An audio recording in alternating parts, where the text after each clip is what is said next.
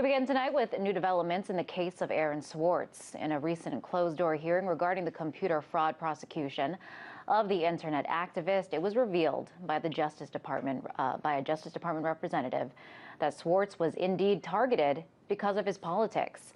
Back in 2008, Swartz and others laid out their views in a piece called the Guerrilla Open Access Manifesto.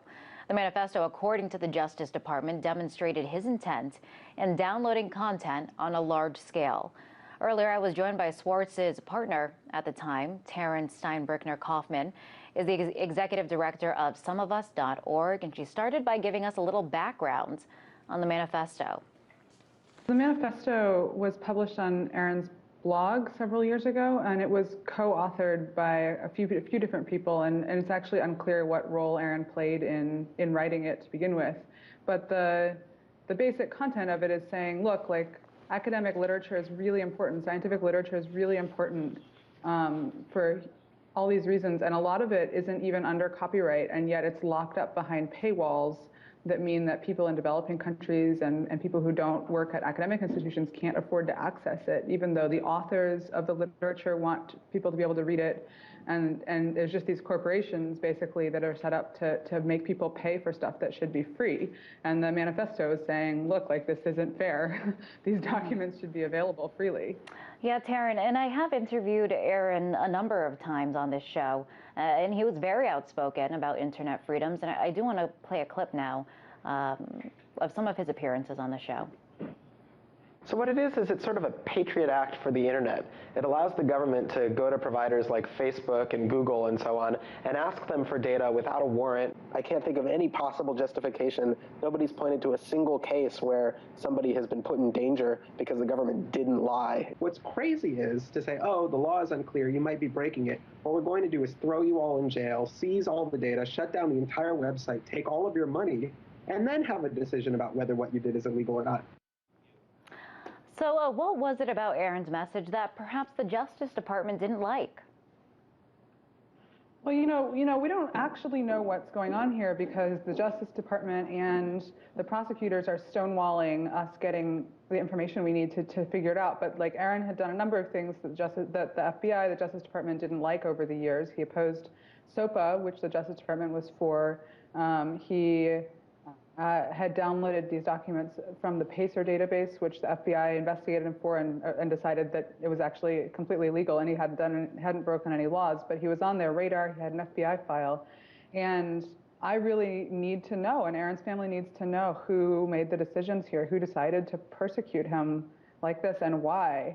And the testimony of these Justice Department officials to Congress points in the direction of this being a political prosecution. That this was because of his views on copyright and his views on internet freedom, and that this was meant to be a deterrent to other activists, and not just like this not what it should have. I mean, the honest thing to do would be to say, this is a guy who did something. What do we think the just outcome in this for this person's life is? And instead, they were holding him up as an example because of his political views.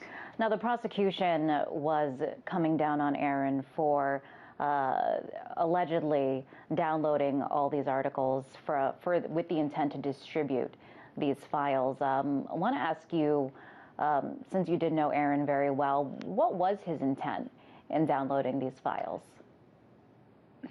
You know, I don't know the answer because Aaron was he felt so under siege the whole time that we were dating that he couldn't talk about his motive with me. He was worried that I would be subpoenaed, and I didn't have privilege. We weren't married, and so I could be forced to testify potentially. And so we never talked about that.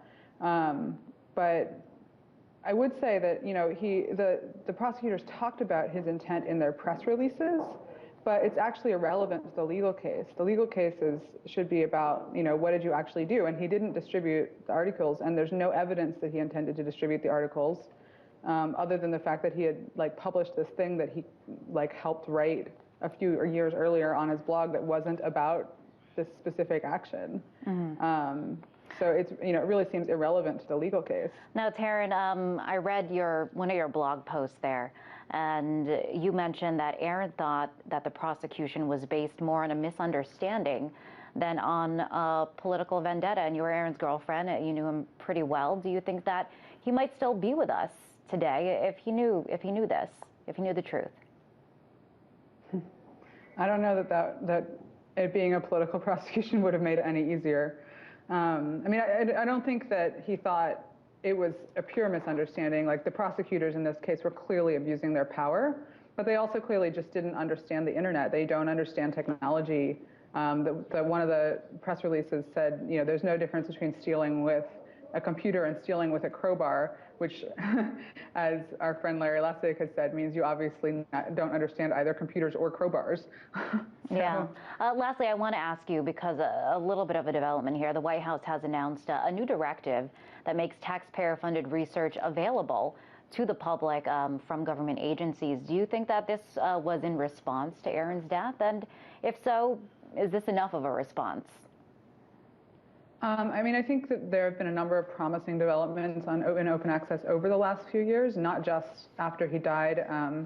JSTOR, you know, started publishing a very small portion of their database publicly shortly after Aaron was indicted, and I think that it's brought a lot of attention to this really important issue. But I also think, you know, it's never going to bring Aaron back, and the things Aaron would have done with his life were much more than this.